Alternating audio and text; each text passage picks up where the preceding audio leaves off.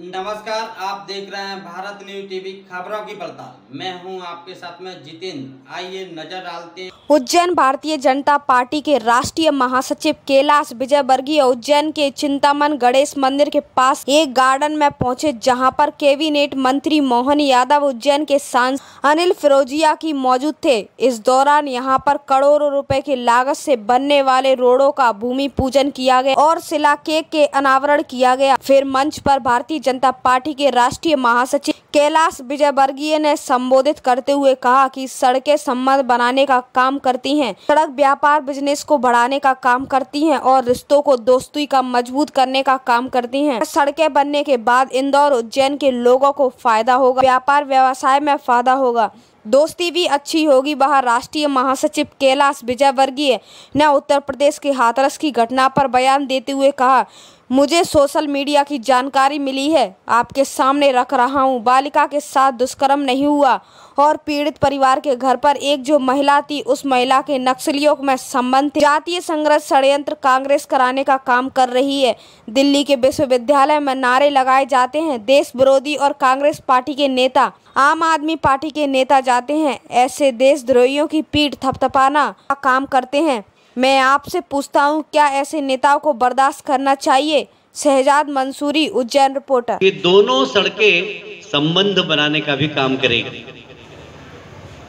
अभी मुझे बताया गया कि यहाँ से तो सांवेर विधानसभा को भी फायदा है, पर यहाँ सांवेर के लोगों के पास जाकर बताना कि सांवेर विधानसभा से उज्जैन को जोड़ने का काम मोहन जी और अनिल जी ने किया है, मुख्यमंत्री जी ने किया है। एक बार शिवराज जी को फिर से मुख्यमंत्री बनाने के लिए सांवेर के लोग भारतीय जनता पार्टी को वोट दें। ये सब आप लोगों को जाकर सांवेर में सब लोगों को समझाना है।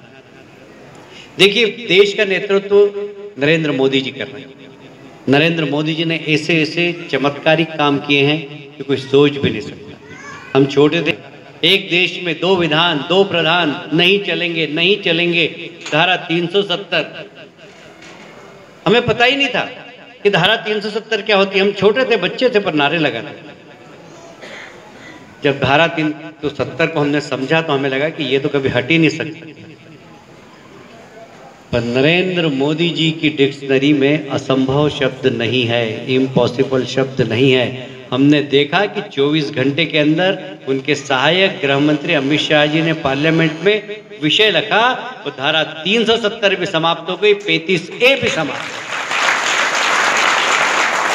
जब इसकी बहस चल रही थी तो वहां के अलगाववादी नेताओं ने कहा था, आप देखिए वहां से धारा 370 हट गई, 35A भी हट गई, और उसके बाद हर पंचायत में 15 अगस्त को तिरंगा लहराया, एक खून की बूंद नहीं भई। ये ताकत है हमारे देश के प्रधानमंत्री, ये ताकत है। वे सारे अलगाववादी लोग आज बेनकाब हो गए। उनके संबंध पाकिस्तान से निकले, विदेशों से पैसा लाकर इस देश में अराजकता फैलाने का काम कर रहे हैं। जम्मू कश्मीर के लोग तो कर रहे हैं, वहां तक तो ठीक है, पर अभी अभी मैं देख रहा था सोशल मीडिया के माध्यम से मुझे जानकारी मिली कि उत्तर प्रदेश के हाथरस के अंदर पिछले दिनों जो घटना, उसके परिवार की भाभी का इंटरव्यू देख रहे थे रोज टीवी पे। हम सोचते थे कि यार कितना अच्छा इंटरव्यू दे रही है। आपको आज अभी पता लगा, अभी मुझे जानकारी मिली सोशल मीडिया के माध्यम से कि वो असली भाभी नहीं थी, वो नकली भाभी थी। वो नक्सलवादियों वाली महिला थी, उनके घर में भाभी बनकर बैठी थी। उस महिला के साथ बलात्कार नहीं, ये मैंने सोशल मीडिया में पढ़ा है कि उस बालिका के साथ बलात्कार नहीं हुआ। बलात्कार के नाम पर जाति संघर्ष कराने का एक बहुत बड़ा षड्यंत्र था। ये षड्यंत्र उजागर किया उत्तर प्रदेश की योगी जी की सरकार ने। किस प्रकार गरीब के परिवार को छलने के नाम पर जाति संघर्ष कराने का काम कांग्रेस और ये तमाम नक्सलवादी लोग इस प्रदेश के और देश के अंदर अशांति फैलाने के लिए कर रहे हैं, ये सब चेहरे उजागर हो रहे हैं। मोदी जी देश का विकास करना चाहते हैं, पर इस देश के अंदर बहुत सारे ऐसे लोग हैं जो इस देश के अंदर विश्वविद्यालय के अंदर नारे लगाते हैं कि भारत तेरे टुकड़े होंगे इंशाअल्लाह, इंशाअल्लाह। विश्वविद्यालय में नारे लगाते हैं और उनकी पीठ थपथपाने के लिए कांग्रेस के नेता जाते हैं, आप पार्टी के नेता जाते हैं, कम्युनिस्ट पार्टी के नेता जाते हैं। क्या इसको बर्दाश्त करना चाहिए? मैं आप लोगों से पूछना चाहता हूँ, क्या ऐसे नारे लगाएं कि भारत तेरे टुकड़े होंगे इंशाअल्लाह इंशाअल्लाह, इसको बर्दाश्त करना चाहिए क्या? इनकी पीठ थपथपाने वाले नेताओं को बर्दाश्त करना चाहिए क्या? एक बहुत बड़ी चुनौती इस देश के लिए है कि मोदी जी देश को विश्व गुरु बनाना चाहते हैं, शिवराज जी प्रदेश को इस देश का सबसे सिरमौर प्रदेश बनाना चाहते हैं, पर इस देश कांग्रेस और उनके समर्थित दल ये नहीं चाहते हैं कि विकास हो, देश पिछड़े। कहीं न कहीं विदेशी फंडिंग आ रही है। इन लोगों के संबंध ऐसे लोगों से है जो देश विरोधी गतिविधियों से संलग्न। बताया मैं तो उस समय मंदसौर जिले की सड़कें बहुत खराब थी, डॉक्टर लक्ष्मीनारायण पांडे सांसद थे, और राजस्थान की सड़कें अच्छी थी। तो वहां पर धाकड़ समाज के लोग बोले कि हम मध्य प्रदेश में लड़की नहीं देते और लड़की लाते भी नहीं, राजस्थान में देते क्योंकि राजस्थान की सड़क अच्छी है। मतलब सड़क से संबंध जुड़ते हैं, सड़क संबंध बनाने का एक बहुत बड़ा कारण होता है। वैसे इंदौर उज्जैन के संबंध बहुत अच्छे हैं, पर फिर भी इस सड़क के जुड़ने से इंदौर के लोग चिंतामन करने जल्दी आएंगे, महाकाल के दर्शन जल्दी करने आएंगे, और आप लोग भी इंदौर में आकर इंदौर की खूबसूरती का लाभ ले सकते हैं, इंदौर के अपने संबंध बना सकते हैं। कि दोनों सड़कें संबंध बनाने का भी काम करेगी। अभी मुझे बताया गया कि यहाँ से तो सांवेर विधानसभा को भी फायदा है, पर यहाँ सांवेर के लोगों के पास जाकर बताना कि सांवेर विधानसभा से उज्जैन को जोड़ने का काम मोहन जी और अनिल जी ने किया है, मुख्यमंत्री जी ने किया है। एक बार शिवराज जी को फिर से मुख्यमंत्री बनाने के लिए सांवेर के लोग भारतीय जनता पार्टी को वोट दें। ये सब आप लोगों को जाकर सांवेर में सब लोगों को समझाना है। देखिए, देश का नेतृत्व नरेंद्र मोदी जी कर रहे हैं। नरेंद्र मोदी जी ने ऐसे चमत्कारिक काम किए हैं कि कोई सोच भी नहीं सकता। हम छोटे थे, एक देश में 2 विधान 2 प्रधान नहीं चलेंगे, धारा 370, हमें पता ही नहीं था कि धारा 370 क्या होती है। हम छोटे थे, बच्चे थे, पर नारे लगाते।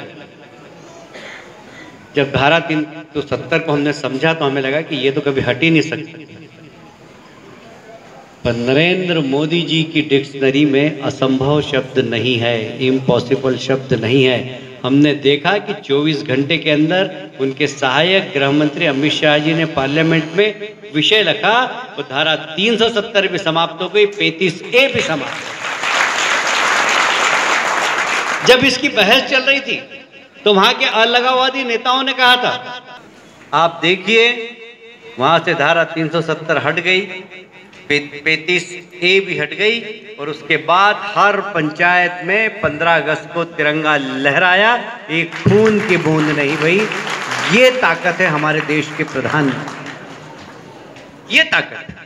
वे सारे अलगाववादी लोग आज बेनकाब हो गए, उनके संबंध पाकिस्तान से निकले, विदेशों से पैसा लाकर इस देश में अराजकता फैलाने का काम कर रहे हैं।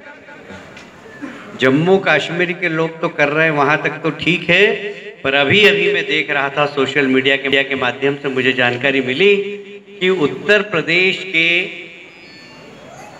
हाथरस के अंदर पिछले दिनों जो घटना, उसके परिवार की भाभी का इंटरव्यू देख रहे थे रोज टीवी पे।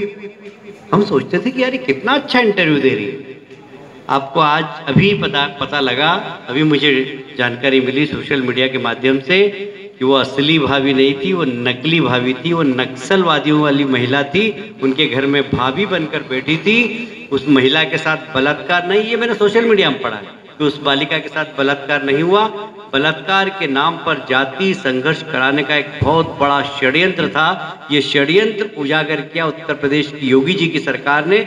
किस प्रकार गरीब के परिवार को छलने के नाम पर जाति संघर्ष कराने का काम कांग्रेस और ये तमाम नक्सलवादी लोग इस प्रदेश के और देश के अंदर अशांति फैलाने के लिए कर रहे हैं, ये सब चेहरे उजागर हो रहे हैं। मोदी जी देश का विकास करना चाहते हैं, पर इस देश के अंदर बहुत सारे ऐसे लोग हैं जो इस देश के अंदर विश्वविद्यालय के अंदर नारे लगाते हैं कि भारत तेरे टुकड़े होंगे इंशाअल्लाह इंशाअल्लाह। विश्वविद्यालय में नारे लगाते हैं और उनकी पीठ थपथपाने के लिए कांग्रेस के नेता जाते हैं, आप पार्टी के नेता जाते हैं। कम्युनिस्ट पार्टी के नेता जाते हैं। क्या इसको बर्दाश्त करना चाहिए? मैं आप लोगों से पूछना चाहता हूँ, क्या ऐसे नारे लगाएं कि भारत तेरे टुकड़े होंगे इंशाअल्लाह इंशाअल्लाह, इसको बर्दाश्त करना चाहिए क्या? इनकी पीठ थपथपाने वाले नेताओं को बर्दाश्त करना चाहिए क्या? एक बहुत बड़ी चुनौती इस देश के लिए है कि मोदी जी देश को विश्व गुरु बनाना चाहते हैं, शिवराज जी प्रदेश को इस देश का सबसे सिरमौर प्रदेश बनाना चाहते हैं, पर इस देश कांग्रेस और उनके समर्थित दल ये नहीं चाहते हैं कि विकास हो, देश पिछड़े। कहीं न कहीं विदेशी फंडिंग आ रही है। इन लोगों के संबंध ऐसे लोगों से है जो देश विरोधी गतिविधियों से संलग्न। बाकी खबरों के लिए देखते रहिए भारत न्यूज़ टीवी, खबरों की पड़ताल।